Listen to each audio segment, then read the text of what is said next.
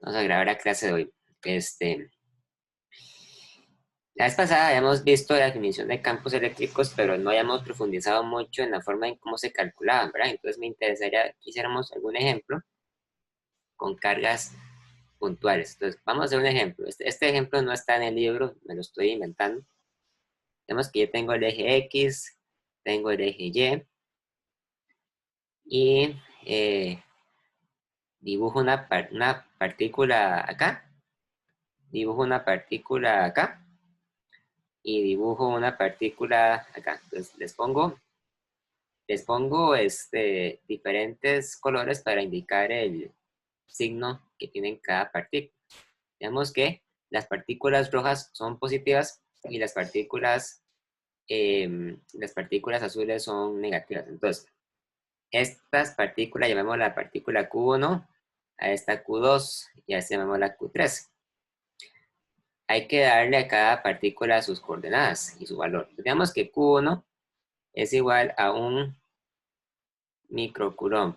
Pongámosle que Q2 es igual a 2 positivos microcoulombs y Q3 es igual a menos 3 microcoulombs para que quede negativo. Y digamos que esto sucede en X igual a 2 metros y que esto sucede en Y igual a 3 metros. Entonces, tracemos una línea horizontal que salga de este punto y una línea vertical que salga de este. Y digamos que la pregunta ahora consiste en determinar cuánto vale el campo eléctrico en este punto de acá. O sea, a los puntos en un problema como este se les pone una letra para referirse a ellos. Entonces, ese es el punto P, ¿verdad? Entonces la pregunta es, determine el valor del campo eléctrico total en el punto P. Y el campo eléctrico se debe a la combinación de los campos generados por cada una de las tres partículas que están presentes. Ahora, una cosa muy importante que tienen que tomar en cuenta es que no tiene que haber necesariamente una partícula en el punto P. De hecho, el punto P se encuentra vacío, ¿verdad? Pero se puede medir el campo eléctrico porque el campo eléctrico es más bien generado por las demás partículas, no solo por la partícula en P, sino por todas las otras. Y entonces, para determinar el campo eléctrico en el punto P, tenemos que determinar también cuáles son las direcciones de los campos eléctricos generados por cada una de las partículas, ¿verdad? Entonces, recordemos que la vez pasada hemos dicho que las partículas con carga eléctrica positivas generaban un campo eléctrico que apuntaba hacia afuera de las partículas. Entonces, eso quiere decir que la partícula roja, las dos partículas rojas generan campos eléctricos que apuntan hacia afuera, ¿verdad? Entonces, hacen algo como esto.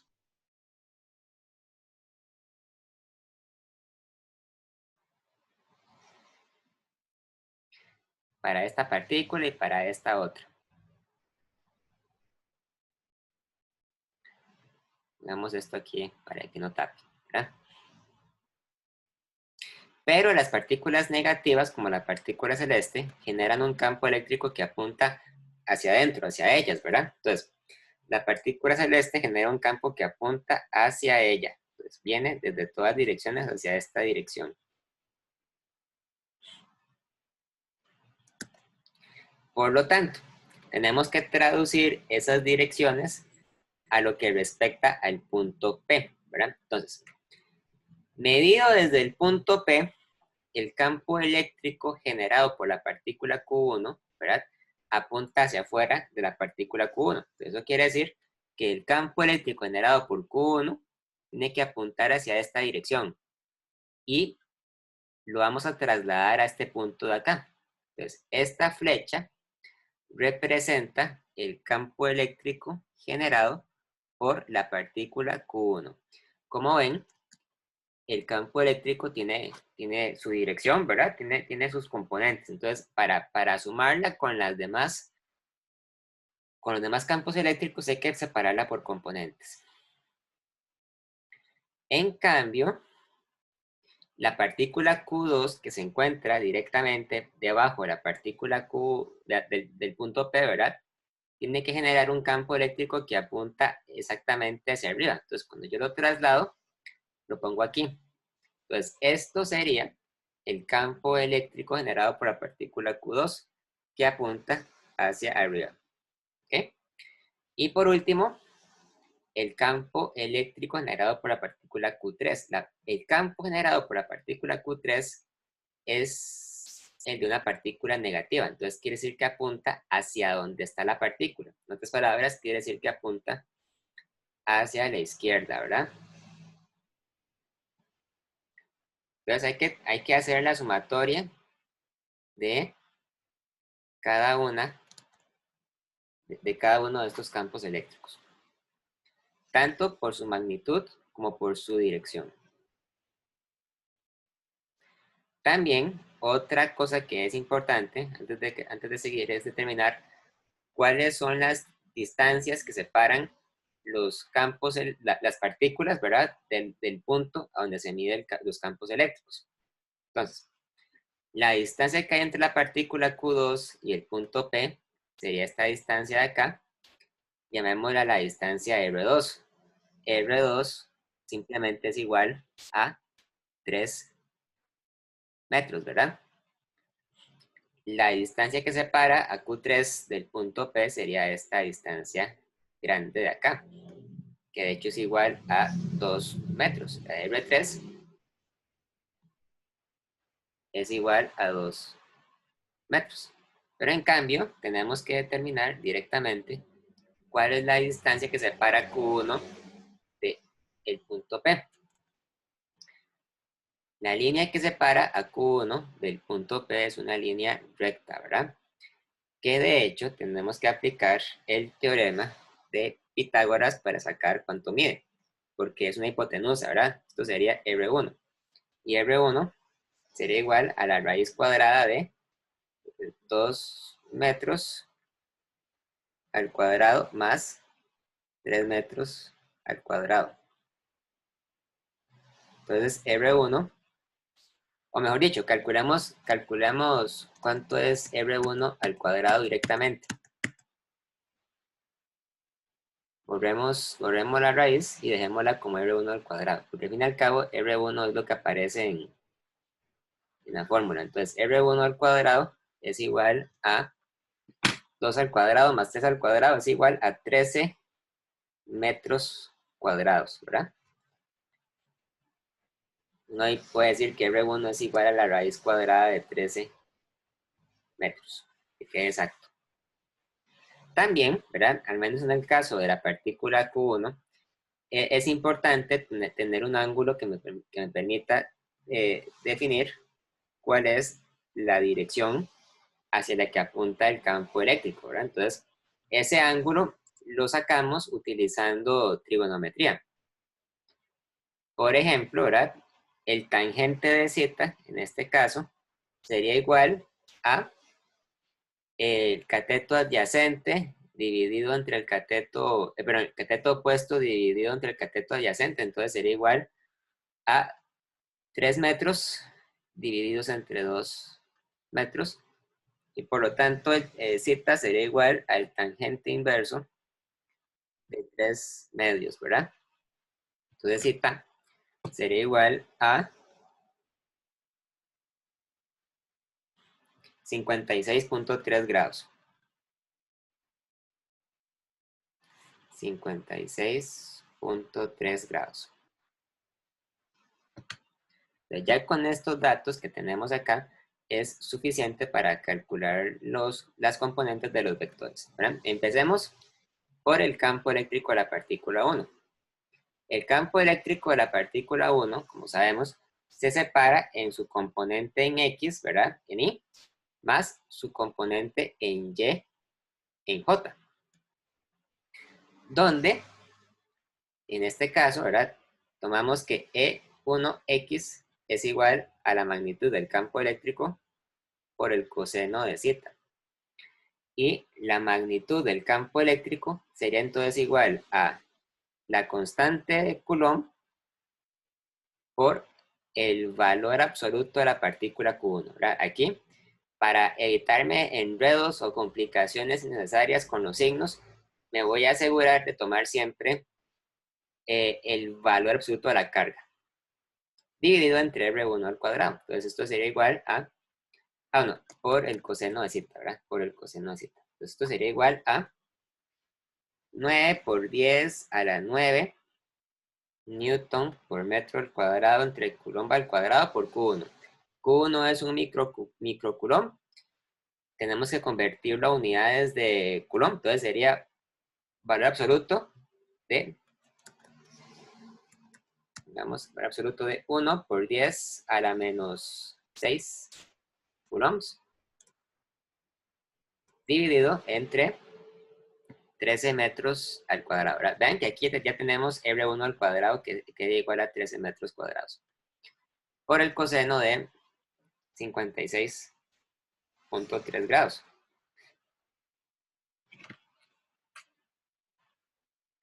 Y eso sería igual a,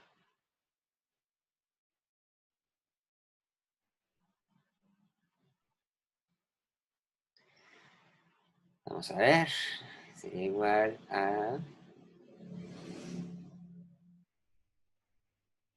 384.12 Newton entre Coulomb.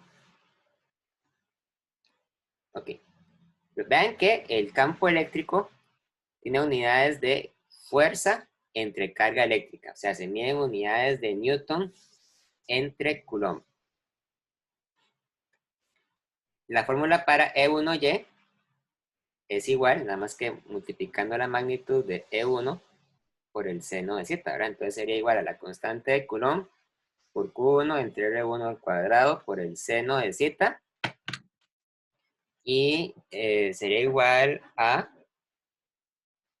valor absoluto, sería igual a 9 por 10 a la 9 Newton por metro al cuadrado entre Coulomb al cuadrado por valor absoluto de 1 por 10 a la menos 6 coulombs entre 13 metros al cuadrado por el seno de 56.3 grados. Y eso da 576.0 Newton entre Coulomb. ¿Okay? Pues ya con eso hemos determinado cuáles son las componentes del campo eléctrico E1. ¿Verdad? El campo eléctrico E1 sería igual entonces a 384.12 Newton entre Coulomb en I positivo porque va para la derecha, ¿verdad? Más 576.0 Newton entre Coulomb en J. J positivo porque va hacia la derecha. Todavía falta calcular el campo eléctrico generado por la partícula Q2 y el campo eléctrico generado por la partícula Q3. Pero antes de llegar ahí, les quiero preguntar, ¿hay alguna duda, alguna pregunta?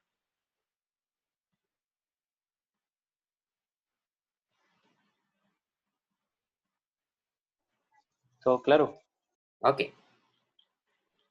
Luego, el campo eléctrico de la partícula Q2 está limitado a ir para arriba porque la partícula Q2 se encuentra por debajo del punto P y la partícula Q2 es también positiva. Entonces, haciendo un paréntesis, ¿verdad? Dando un espacio, decimos que el campo eléctrico E2 es igual a la componente E2 en Y en J, ¿verdad? Y nada más porque no hay componente en X. Donde, en este caso, E2 en Y sería igual a la constante de Coulomb por el valor absoluto de la partícula Q2 dividido entre R2 al cuadrado, ¿verdad? Ahí no hace falta meter ningún seno ni ningún coseno porque ya estamos, digamos, ya estamos entendidos en que el ángulo es de 90 grados, ¿verdad? Entonces, usted toma el seno de 90, eso es igual a 1, ¿verdad? Entonces solo queda la componente en Y. Vamos a calcular eso en la siguiente página. ¿Alguien todavía no ha terminado de copiar? ¿Ya puedo pasar?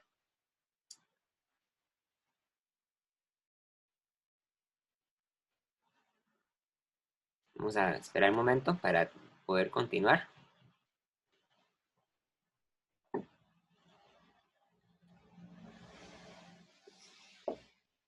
Listo, profe. Ok, perfecto. Entonces, E2Y, tenemos que calcular cuánto es E2Y. Vamos a hacerlo acá. Entonces, E2Y era igual a la constante de Coulomb por el valor absoluto de Q2 entre R2 al cuadrado. Entonces, esto es igual a 9 por 10 a la 9 Newton por metro al cuadrado entre Coulomb al cuadrado por el valor absoluto de Q2, que era más 2 microcoulombs. Entonces ponemos valor absoluto de 2 por 10 a la menos 6 coulombs. Y dividimos entre R2 al cuadrado. R2 era igual a 3 metros. Entonces dividimos entre 3 metros al cuadrado, ¿verdad? Ahí no hace falta multiplicar por seno o por coseno. Entonces eso debería darnos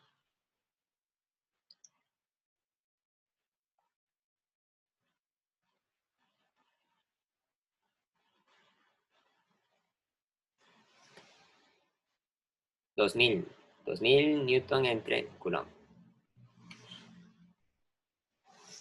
Entonces eso quiere decir que el campo eléctrico E2 es igual a 2000 Newton entre Coulomb en J, ¿verdad? Porque apunta hacia el eje Y en J.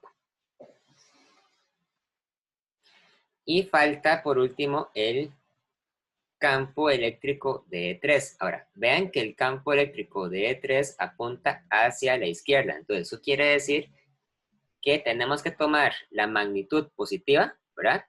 Pero dirigirlo hacia el vector menos I, porque apunta hacia el lado izquierdo. Entonces, apunta hacia menos I. Esto sería entonces, ¿verdad?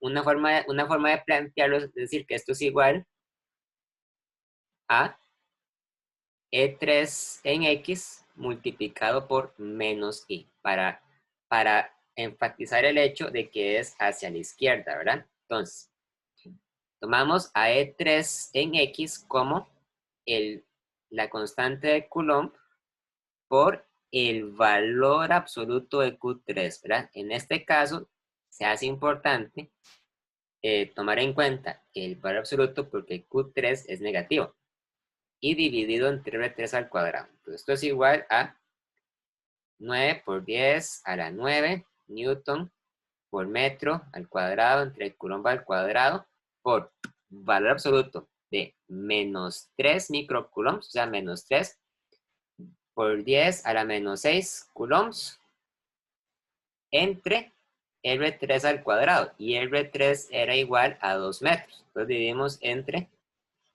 2 metros al cuadrado. Y eso es igual a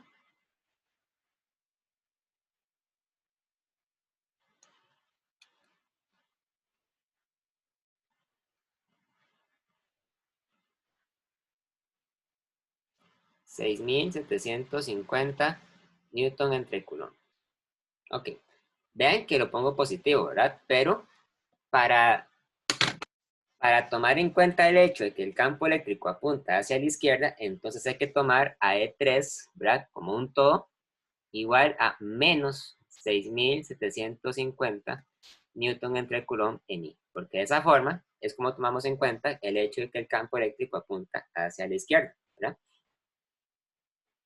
Y finalmente, calculamos el campo eléctrico total como el campo eléctrico 1 más el campo eléctrico 2 más el campo eléctrico 3. Entonces, el campo eléctrico 1, ¿verdad? Por sí solo tenía dos componentes. Es igual a 384.2 en I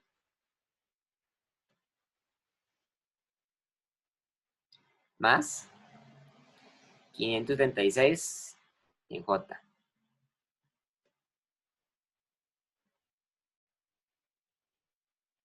Más E2. E2 es 2000 Newton entre Coulomb en J.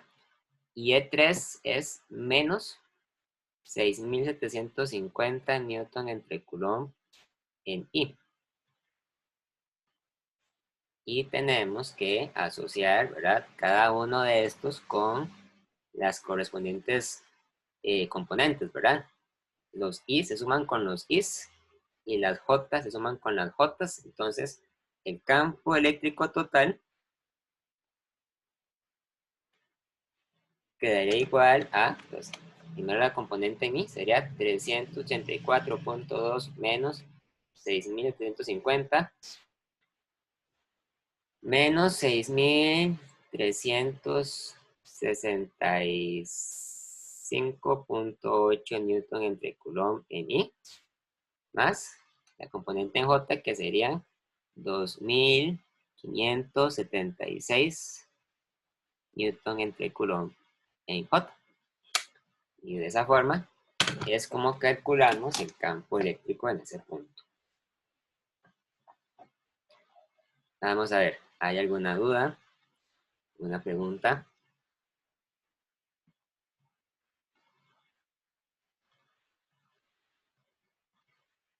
Profe, ¿qué es eso que está en la componente J del E total?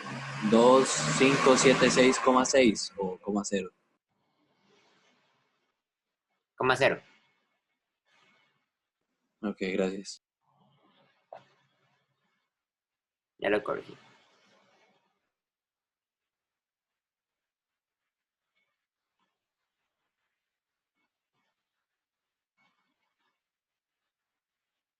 Profe, a mí me quedó claro. ¿Sí? Ok, ok. Muy bien.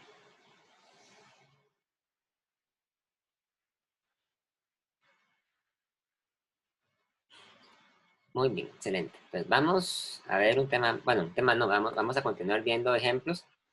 Esto que vamos a ver a continuación es el movimiento de una partícula en un campo eléctrico constante.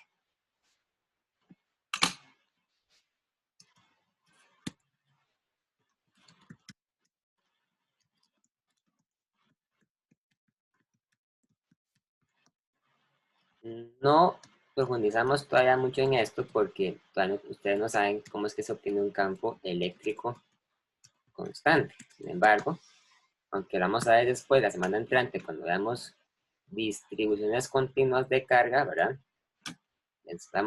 Voy a adelantarles lo siguiente. Existe una aplicación en electrostática que consiste en agarrar dos placas eléctricas, dos placas metálicas, en realidad, paralelas. O sea, son dos láminas de metal de igual tamaño que se encuentra una encima de la otra, ¿verdad?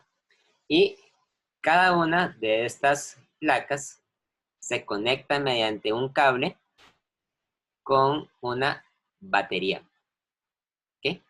Igual, todavía los detalles al respecto no son importantes porque ustedes no han visto circuitos, ¿verdad? Pero no importa. Entonces, ustedes agarran una batería,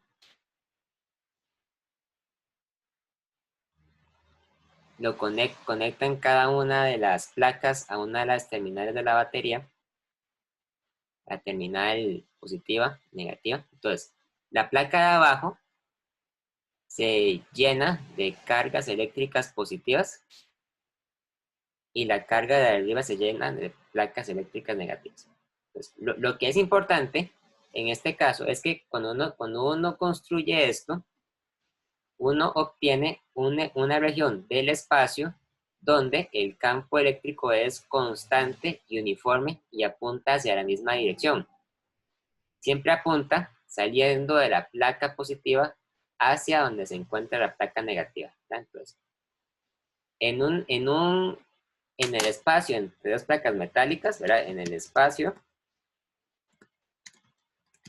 entre dos placas metálicas, el campo eléctrico es constante y uniforme. Cuando digo que es constante, a lo que me refiero es que el valor del campo eléctrico es uno solo, o sea, que no depende de las coordenadas. ¿Qué es lo que sucede cuando ustedes tienen un campo eléctrico que es generado por una única partícula puntual. Y cuando digo que es uniforme, lo que quiero decir es que apunta siempre hacia la misma dirección, ¿verdad? Ya sea hacia arriba o hacia abajo. En cambio, cuando tenemos el campo eléctrico de una partícula puntual, el campo eléctrico no es uniforme porque siempre apunta hacia alguna dirección diferente, o sea, apunta radialmente hacia afuera de la partícula. Entonces, nos interesa, ¿verdad? Determinar cómo se comporta una partícula eléctrica cuando ingresa a una región donde hay campos eléctricos constantes y uniformes. Vamos a hacer un ejemplo.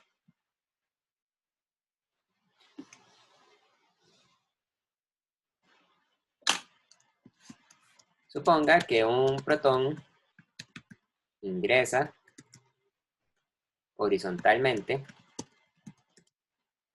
a una región donde el campo eléctrico apunta uniformemente hacia arriba y tiene una magnitud de 600 newton entre coulomb. Determine las coordenadas del protón un segundo después.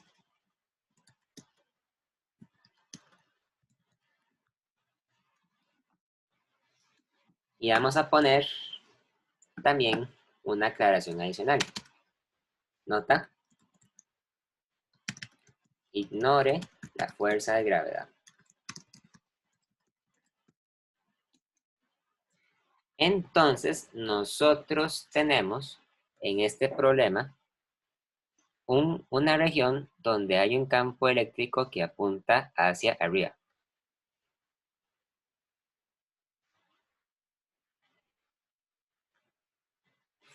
Y viene un protón a esta región. El protón viene, pero se mueve con una velocidad inicial que es horizontal. Ah, bueno, y de hecho no dije a qué velocidad se movía.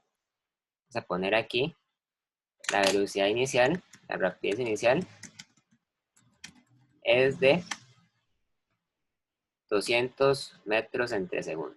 No, pongamos menos, pongamos de 2 metros entre segundo. 2 metros entre segundo. Entonces, cuando el protón se encuentra afuera del campo eléctrico, el protón no siente ninguna fuerza, ¿verdad? O sea, sentiría, por ejemplo, la fuerza de gravedad, pero estamos trabajando bajo la suposición de que se puede ignorar. Cuando el protón entra al espacio donde hay un campo eléctrico, entonces el protón va a experimentar una fuerza eléctrica debido al campo eléctrico, ¿verdad? Recuerden que la fuerza eléctrica es igual a la carga de la partícula multiplicada por el campo eléctrico. Entonces, un protón es una partícula positiva. Quiere decir que su carga eléctrica es igual a más 1.6 por 10 a la menos 19 coulombs. Eso quiere decir que si la carga eléctrica es positiva, entonces la dirección de la fuerza va a ser la misma que la dirección del campo eléctrico. Entonces, el protón va a empezar a experimentar una fuerza eléctrica constante empujándolo hacia arriba. Entonces, va a experimentar una fuerza eléctrica hacia arriba, ¿verdad? Esa fuerza, en muchos sentidos, se comporta muy parecido a la gravedad, en el sentido de que ahora el protón va a empezar a describir una trayectoria parabólica, ¿verdad? Nada más que es parabólica hacia arriba, entonces el protón va a empezar a caer hacia arriba, ¿verdad? O sea, cada vez va a empezar a ganar velocidad en el eje Y.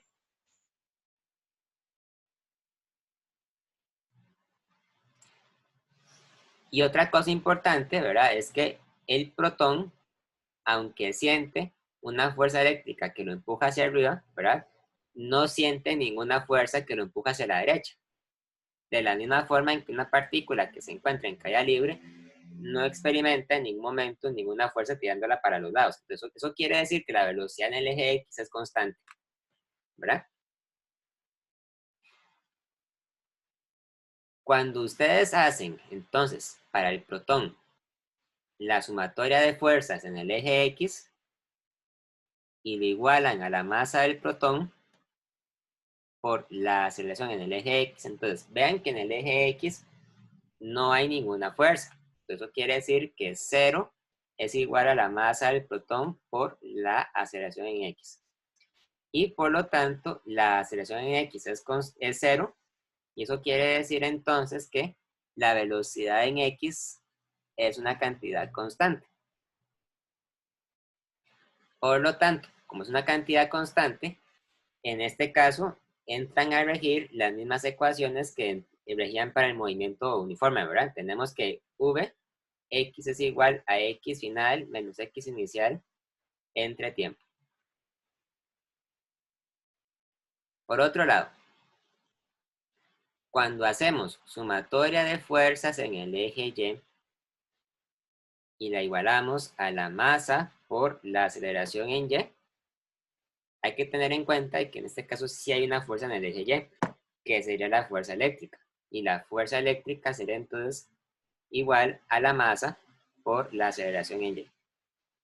Pero habíamos dicho, ¿verdad?, que justamente la fuerza eléctrica es igual a la carga multiplicada por el campo eléctrico, donde la carga es conocida y donde el campo eléctrico también se asume que es conocido.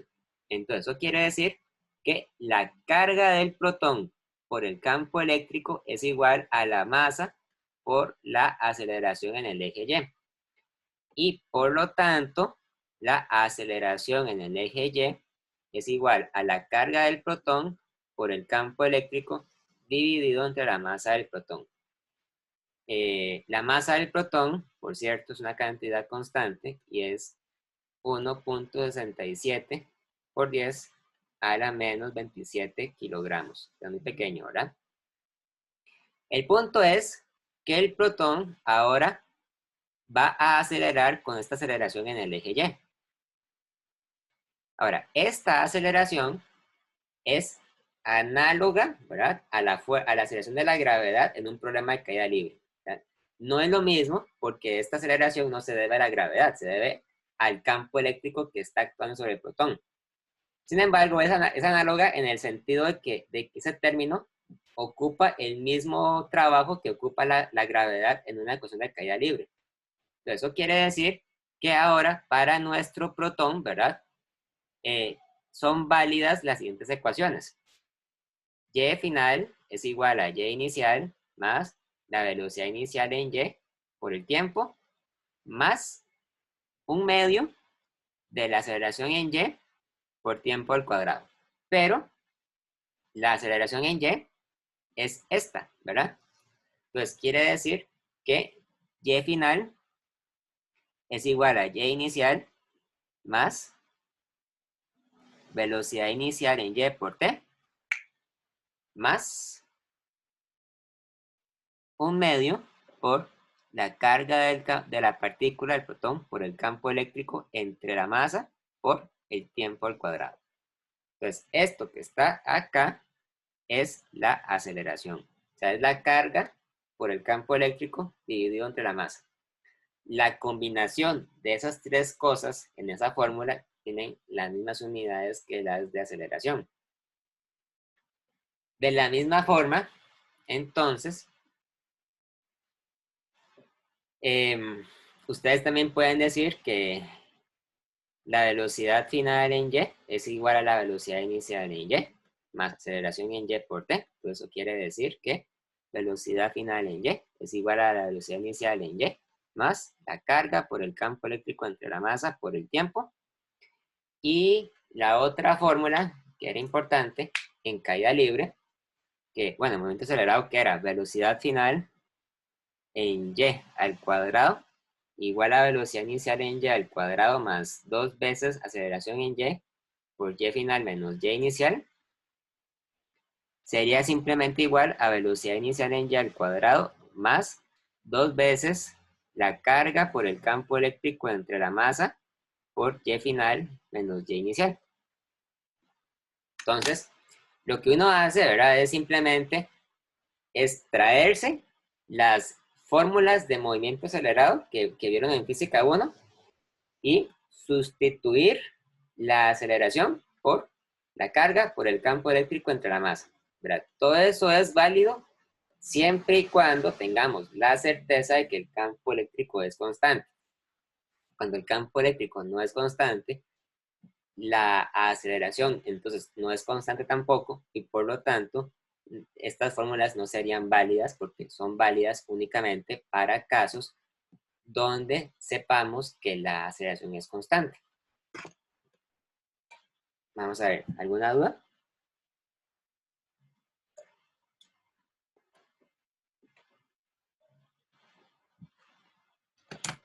¿O claro? Sí, profe, todo bien. Ok. Entonces, tenemos que hallar la respuesta, ¿verdad? Entonces, ¿dónde se va a Profesor, encontrar? ¿Sí? disculpe, en este caso, si fuera un electrón por convención, iría en la dirección opuesta a la parábola. Es así, ¿verdad? Si fuera un electrón, entonces como tiene carga negativa, eso quiere decir que la fuerza apunta hacia la dirección opuesta del campo eléctrico, entonces irá hacia abajo, ¿verdad? O sea, la cuestión de la dirección del signo depende de dos cosas. Depende de la carga de la partícula y también depende de la dirección del campo eléctrico, porque si yo hubiera dicho, ¿verdad? Yo puedo decir también que el campo eléctrico apunta hacia abajo, entonces de ahí se invierte todo, ¿verdad? Si el campo apunta hacia abajo, entonces el protón va hacia abajo y el electrón iría hacia arriba. O sea, lo importante es que el electrón tendría una dirección que sería la opuesta a la del protón, o a la partícula positiva. Ahora lo podemos retomar para que quede bien claro eso. Ok, gracias. Ok, entonces, en este caso, ¿verdad? Como la partícula está entrando al completamente horizontal, entonces tenemos que la velocidad inicial en X es constante y es igual a 2 metros entre segundo. Y por otro lado, tenemos que la velocidad inicial en Y es 0, ¿verdad? Porque entra horizontal. Y digamos, ¿verdad? Por conveniencia, que el X inicial es 0 y que el Y inicial es 0. Para que me quede las distancias con respecto a la posición inicial. Entonces, habiendo dicho eso, yo tomo, entonces, el X final igual al X inicial más la velocidad en X por el tiempo. Esto es igual a 0 y esto es igual a 2 metros entre segundo por un segundo. Avanza 2 metros, ¿verdad? Muy fácil, ¿verdad? La otra sería encontrar la posición de la partícula en el eje Y, ¿verdad? Entonces tomamos Y final igual a Y inicial más la velocidad inicial en Y por T. Esto se cancela porque es igual a 0. Eso también se cancela porque es igual a 0. Más la carga por el campo eléctrico entre la masa por el tiempo al cuadrado. Entonces, la carga sería 1.6 por 10 a la menos 19 coulombs por campo eléctrico que dijimos que era de 600 newton entre coulomb dividido entre la masa del protón, que sería entonces 1.67 por 10 a la menos 27 kilogramos por un segundo al cuadrado. Y entonces Y final sería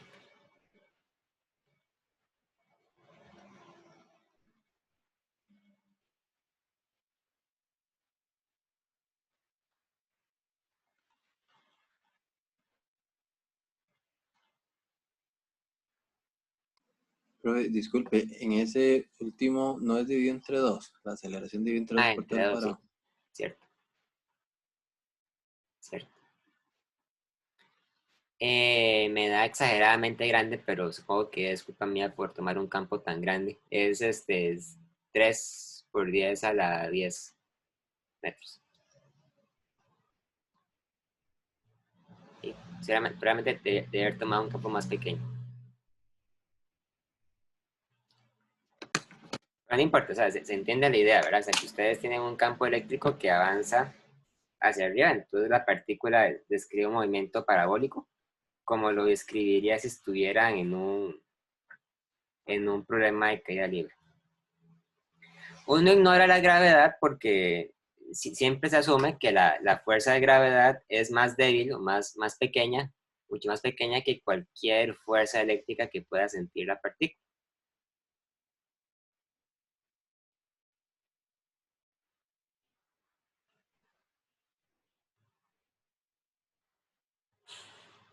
¿Bien?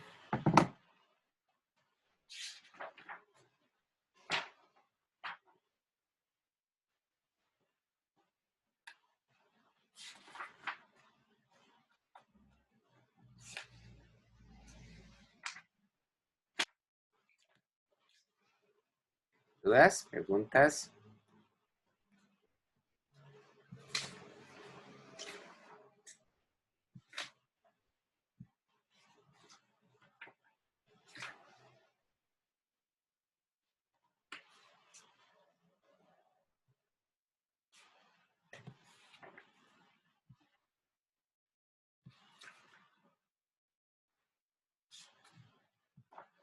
Ok. Profe, ¿Perdón? ahí para cancelar la velocidad inicial en Y es porque el problema lo decía. Ok, Sí, porque entra horizontalmente, ¿verdad? Es como en un problema de caída libre que usted tiene una partícula que se mueve inicialmente de manera horizontal, entonces toma la velocidad inicial en Y como cero, por esa razón, ¿verdad? No tiene que ser siempre cero, puede ser diferente de cero, pero en este caso es igual a cero. ok, gracias. Ok. Ahora, en este caso, ¿verdad? El movimiento de la partícula se debe a la fuerza eléctrica, no se debe a la fuerza de gravedad. Por lo tanto, hay que tener claro que hay que tener una distinción, ¿verdad? Entre la fuerza eléctrica y la fuerza de gravedad, porque a la fuerza eléctrica, digamos, no le interesa o no le importa la noción que usted pueda tener de lo que es arriba y lo que es abajo, ¿verdad? Por ejemplo, digamos que yo considero el movimiento de un electrón, pongamos, considere el movimiento de un electrón en un campo eléctrico horizontal hacia la derecha. Entonces,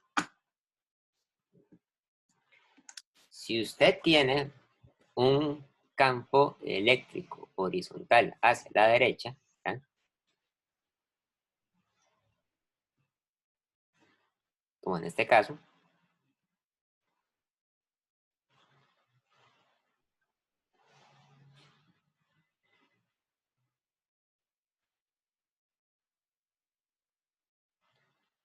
y usted tiene un electrón, ¿verdad? Digamos que el electrón viene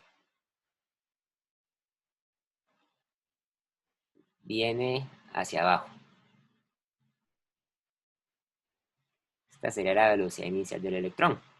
Ahora, la carga eléctrica del electrón es igual a menos 1.67, perdón, menos 1.6 por 10 a la menos 19 coulombs. O sea, es una carga eléctrica negativa, ¿verdad? Y además, para que lo sepan, la masa del electrón es distinta a la del protón. La masa del electrón es 9.1 por 10 a la menos 31 kilogramos. Pero, o sea, es una masa muy, muy pequeña. Todavía es mucho más pequeña cuando se la compara con la del protón. Entonces, la fuerza eléctrica es igual a la carga eléctrica multiplicada por el campo eléctrico, ¿verdad? Pero eso quiere decir entonces que si la carga es negativa, entonces la fuerza eléctrica va a apuntar hacia la dirección opuesta hacia la cual se ejerce el campo eléctrico. Entonces, cuando el electrón esté por acá, ¿verdad? El electrón va a sentir una fuerza que lo va a empujar hacia la izquierda, ¿verdad? Hacia esa dirección va a ir la fuerza eléctrica. Entonces, el electrón va a describir una trayectoria parabólica, pero en este caso se comporta como si estuviera cayendo hacia la izquierda, ¿verdad? Cayendo entre comillas, porque hay que tener cuidado con el lenguaje, ¿verdad? El electrón no está cayendo, simplemente se está siendo acelerado hacia la izquierda por la fuerza eléctrica. Entonces, en un caso como este, el papel que desempeña la coordenada en X y la coordenada en Y se intercambian, porque ahora el movimiento es acelerado en el eje X y más bien es constante en el eje Y, ¿verdad? Entonces, para este problema, uno tiene que la velocidad en Y es constante, entonces es igual a Y final menos Y inicial entre T. Pero en cambio, ¿verdad? A la hora de hacer sumatoria de fuerzas en el eje X, usted tiene que la fuerza eléctrica es igual a la carga por el campo eléctrico. Y entonces la aceleración va a ser igual a la carga por el campo eléctrico dividido entre la masa, ¿verdad? Ahora, siempre es buena idea que para evitarse complicaciones innecesarias con el signo de la carga, siempre es buena idea meter la carga eléctrica dentro de un absoluto, ¿verdad? Y, en cambio, decidir si uno pone el menos a partir de la dirección de la fuerza que uno ve en el gráfico, ¿verdad? En este caso usted ve que la fuerza apunta hacia la izquierda. Eso quiere decir que la partícula, que el electrón, acelera hacia la izquierda. Y por lo tanto, las ecuaciones que en este caso intervendrían serían, ¿verdad? Que X final sería igual a X inicial más velocidad inicial en X por T, menos, acá para la izquierda, menos valor absoluto de la carga por el campo eléctrico entre la masa por el tiempo al cuadrado, ¿verdad? Entonces, es mejor, digamos, para evitarse enredos innecesarios, meter el valor de la carga dentro de un absoluto y poner por aparte el negativo cuando usted considere que sea necesario o que sea, digamos, prudente para evitarse enredos y tomar en cuenta el verdadero movimiento de la partícula. De la misma forma, tendríamos que velocidad final en X sería igual a velocidad inicial en X menos el absoluto de la carga por el campo eléctrico entre la masa por el tiempo. Y velocidad final en X al cuadrado igual a velocidad inicial en X al cuadrado menos 2 veces el absoluto de la carga por el campo eléctrico entre la masa por X final menos X inicial. ¿Sí? Pero igual, digamos, el tema yo considero que en sí mismo es sencillo porque lo que uno está haciendo en estos casos es simplemente traer las ecuaciones de movimiento acelerado al contexto de partículas eléctricas en campos eléctricos.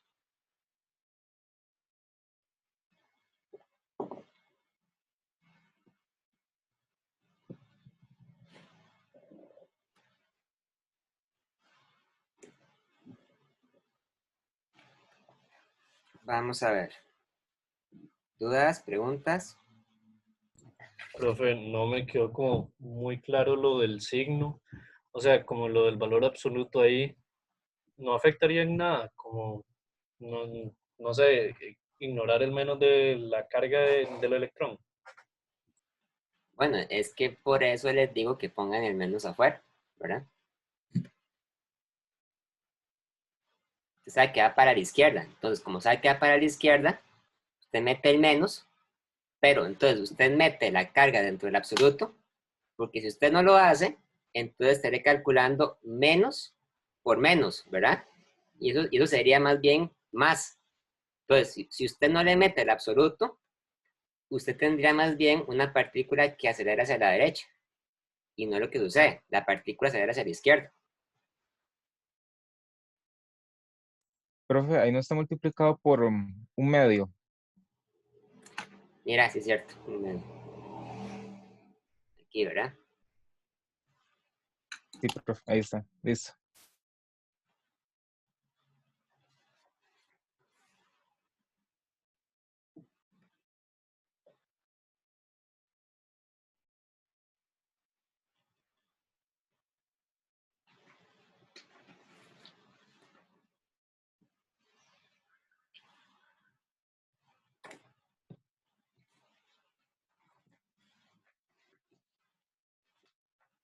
Ok.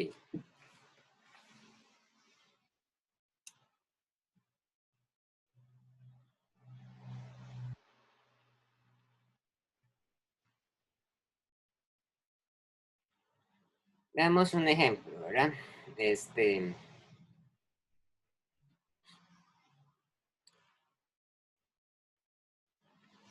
Uno siempre puede combinar fuerzas eléctricas con otro tipo de fuerzas, ¿verdad? Digamos que usted tiene una bola. Digo una bola y no una partícula porque es un cuerpo que tiene cierta masa, ¿verdad? Entonces, digamos que tenemos una bola de 1 kilogramo y que tiene una carga eléctrica desconocida. Y esa bola se ata una cuerda y se pone en presencia de un campo eléctrico externo. Digamos que el campo eléctrico es igual a menos 300 newton entre coulomb en I, porque va para el lado izquierdo, ¿verdad?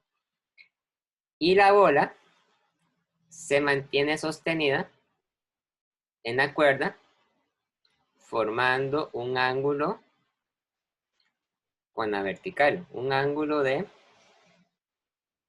30 grados, ¿verdad? O sea, la bola no se cae porque la fuerza eléctrica hace que la partícula no se haya para abajo. Entonces, la pregunta es, determine el signo y el valor de la carga eléctrica de la bola que impide que se caiga.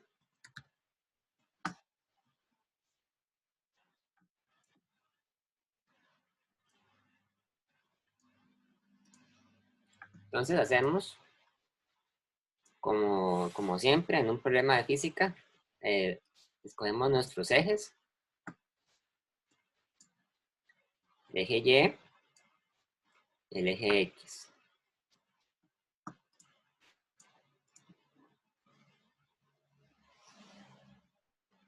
Y vamos a identificar las fuerzas. Ahora, una cosa muy importante es que el peso siempre, ¿verdad? Independientemente de lo que suceda, el peso siempre apunta hacia abajo. La tensión de la cuerda siempre apunta hacia la dirección de la cuerda. Y, por último, tiene que haber una fuerza eléctrica que se calcule con la carga eléctrica multiplicada por el campo eléctrico, ¿verdad? Ahora, ver qué sucede.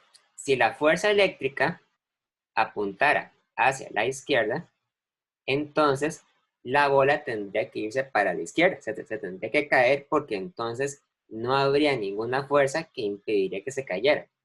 Entonces, para que no se caiga, la fuerza más bien tiene que apuntar hacia la derecha.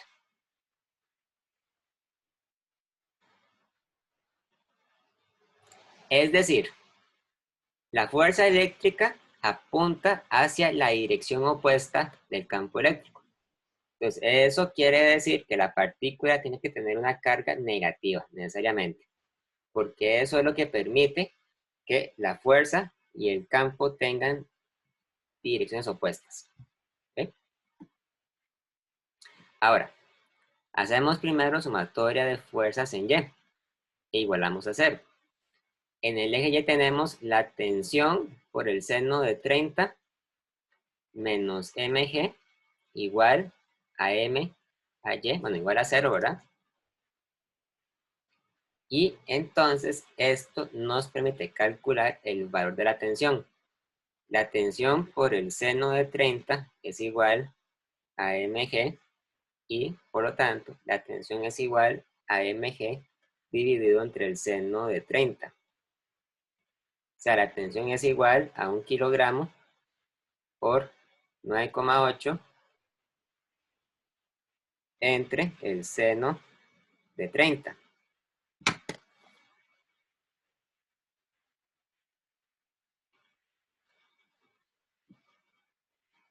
$19,6 newtons. Y después nos vamos a hacer lo mismo, pero para el eje X. Profe, ¿Sí? ¿no sería coseno de 30? En el eje X. Ay, no, mira, sí, cierto. Tenemos que tomar el coseno, ¿cierto? Porque es la componente adyacente. Entonces, esto sería el coseno de 30.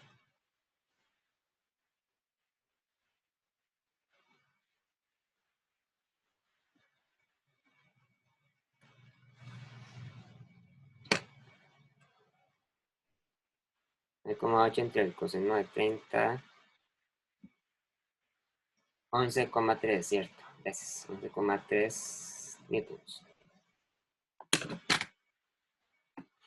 Y ahora en el eje X, ¿verdad? En el eje X tomamos sumatoria de fuerzas e igualamos a 0.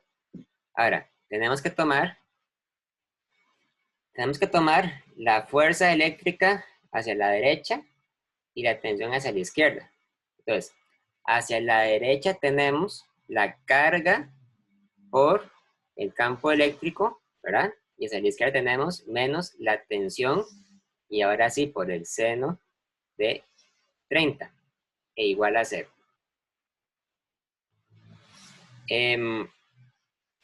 Cuando yo planteo mi fórmula de esta forma, de esta manera, a mí me va a dar la carga eléctrica como si fuera positiva, ¿verdad? Aunque yo sé que en realidad es negativa. Para convencerme de que realmente es negativa, pues yo puedo tener en mente, ¿verdad? Que el campo eléctrico es menos 300. Porque va para la izquierda, ¿verdad? Entonces, la carga eléctrica sería igual a la tensión por el seno de 30 entre el campo eléctrico. Entonces sería igual a 11,3 newtons por el seno de 30 dividido entre menos 300 newton entre coulomb. Cancelo newton, me queda coulomb, y esto sería igual a 11,3 por el seno de 30 entre menos 300.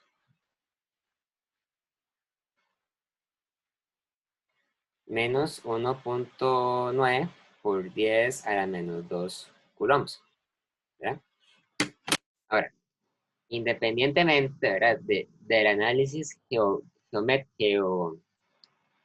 análisis algebraico que yo hago, ¿verdad? Yo puedo determinar que el signo de la carga se puede denotar fácilmente a partir del dibujo, ¿verdad? Entonces, aquí lo importante es que el signo negativo de la carga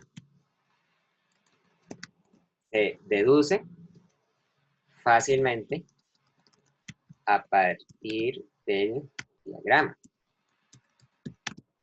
A la hora de resolver el problema, hay que tener siempre en cuenta que la carga tiene que dar negativo.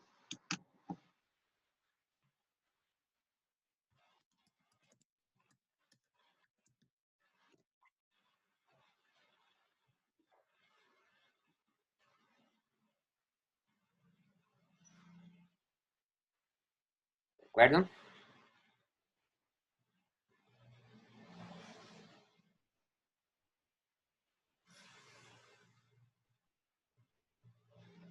Profesor, en este caso el negativo del campo eléctrico es solo por la dirección del plano que se escogió, de los ejes coordenados.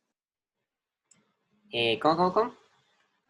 El negativo del campo eléctrico solo es por los ejes que se escogieron, porque va en dirección... Es por los ejes, ¿verdad? Sí, pero el eje X va para la derecha, pero el campo eléctrico va para la izquierda. Entonces va en menos I. Ok, gracias. Ok, excelente, muy bien.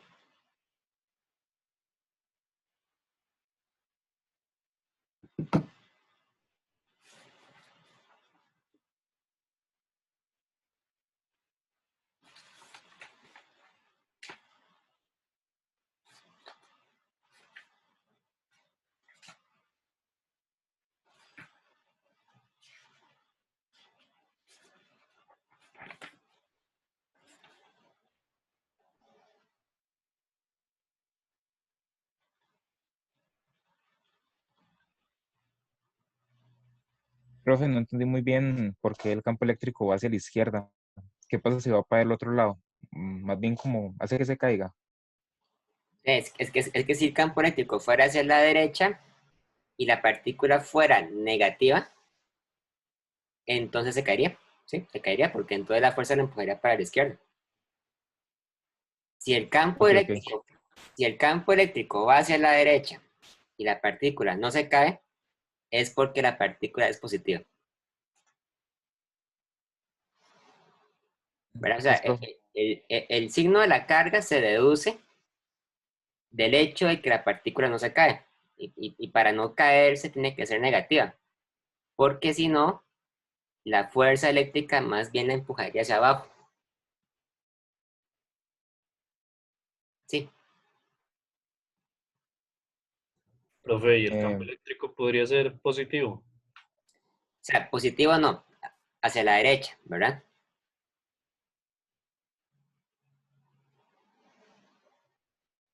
Entonces, digamos que esa relación que si la partícula es la que tiene la carga negativa, por decirlo así, se repele o sea, el campo eléctrico la repele, eso siempre es así. Como la partícula es negativa, ¿verdad? Entonces va hacia la dirección opuesta. O sea, como la partícula es negativa, la fuerza va hacia la dirección opuesta del campo eléctrico, porque es negativa, ¿verdad?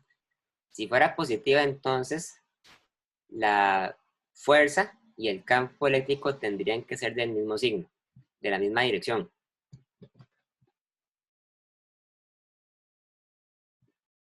Profe, pero esa relación siempre se da, o sea, siempre se cumple. ¿Cuál relación? O sea, que si la partícula es negativa, va en dirección contraria al campo. Es que, digamos, lo que siempre se cumple, lo que siempre se cumple es esta fórmula, ¿verdad? Esta. Es decir, si la carga es positiva, si Q es positivo, entonces la fuerza y el campo son paralelos, van hacia la misma dirección. Si la carga es negativa, entonces la fuerza y el campo son opuestos, van hacia direcciones opuestas. Porque sería como multiplicar un vector por un número negativo, ¿verdad? O sea, si usted multiplica un vector por un número negativo, estaría multiplicando cada componente del vector por un menos. Entonces, la fuerza tendría que ir hacia la dirección opuesta del campo eléctrico. Lo importante es esta relación vectorial. Esto es lo importante. Si usted tiene, por ejemplo, olvídese este problema, usted tiene un campo eléctrico arbitrario, un campo eléctrico que va hacia esta dirección. Pues voy a hacer varias líneas de campo eléctrico. y usted llega y dibuja una partícula positiva,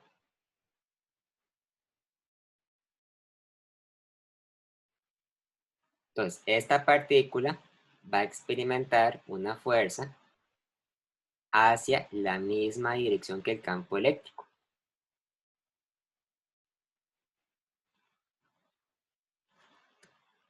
Pero si en el mismo campo eléctrico usted pone una partícula negativa,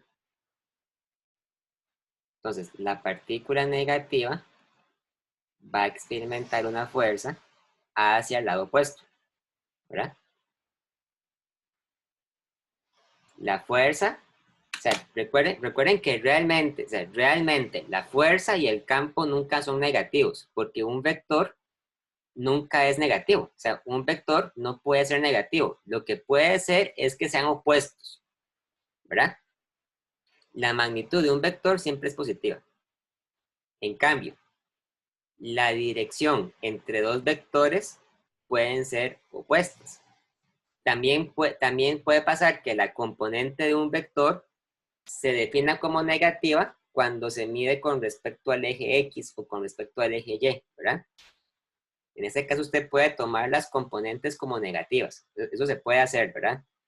Pero técnicamente es incorrecto decir que un vector es negativo, porque no puede ser negativo. O sea, tiene que tener una magnitud positiva y una dirección.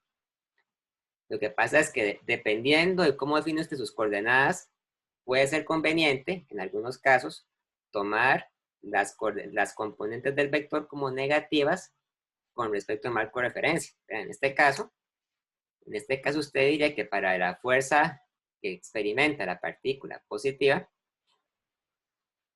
la componente en Y es positiva y la componente en X es positiva, porque va para va para la derecha. Mientras que para este vector, Fy es positivo y Fy es negativo, perdón, y Fx es negativo, porque va para abajo y va para la izquierda. Pero eso es relativo a su marco de referencia, ¿verdad? O sea, no hay nada que sea, digamos, que sea intrínsecamente positivo o negativo en un vector. Lo que depende es cómo lo define usted con respecto a su marco de referencia.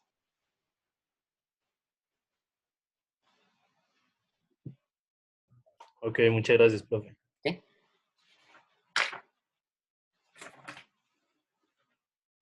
Por eso, digamos, por eso siempre es buena idea que cuando usted hace un problema de campos eléctricos, y usted calcule, digamos, usted calcula el campo eléctrico. Usted sabe que el campo eléctrico es K por Q entero al cuadrado R techo, ¿verdad? Entonces, si el campo eléctrico tiene esta dirección arbitraria, entonces siempre es buena idea que usted defina EX como K por valor absoluto de Q entre R al cuadrado por el coseno de zeta. Y luego usted, a mano, usted decide si le pone un menos o no. Usted lo decide viendo cómo se comporta el vector en su diagrama, ¿verdad? Pero usted sabe, por su conocimiento, si la dirección del vector corresponde a una componente negativa o positiva. Y para evitar complicaciones relacionadas al signo de las cargas, porque si la carga es negativa, entonces ese menos se le puede propagar en la fórmula, ¿verdad? Entonces es buena idea meter la carga dentro de un valor absoluto para que eso no interfiera. De la misma forma usted define la coordenada, la componente en Y como K por valor absoluto de Q entre R al cuadrado seno de zeta, y luego usted decide si le pone un menos o no, ¿verdad? A partir de el comportamiento del vector dentro del sistema de coordenadas.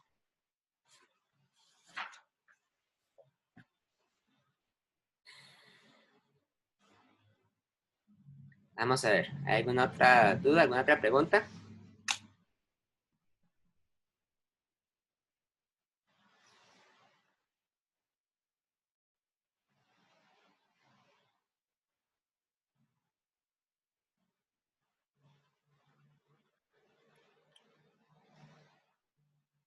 Bueno, si no hay más dudas, dejémoslo hasta acá. la otra semana veríamos aplicaciones de campos eléctricos a distribuciones continuas de carga. Gracias por la